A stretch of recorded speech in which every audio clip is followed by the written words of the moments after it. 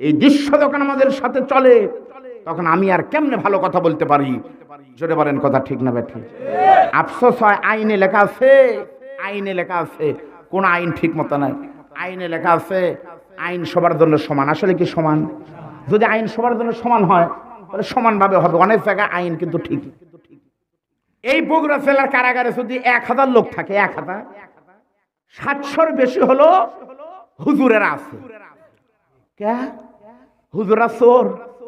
এই বেঈমান, তোর মায়ের বিয়ে পড়াছে কে? ওই হুজুর।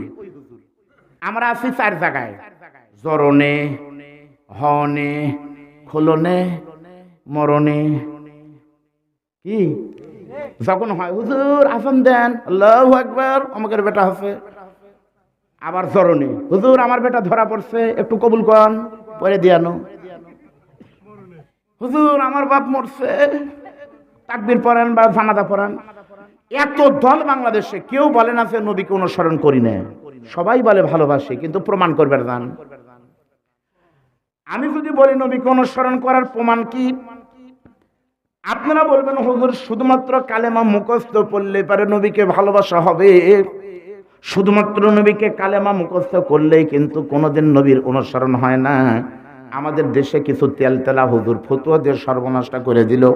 মান ক্বালা লা ইলাহা ইল্লাল্লাহ ফাদাখালাল জান্নাহ, কেউ যদি মরার সময় কালেমা পড়তে পড়তে মরে তাহলে জান্নাত পাবে। এই কথা কিন্তু হাদিস, সহিহ হাদিস, কিন্তু আগে পরে ফতুয়াটা ঠিক মতো দেয় না।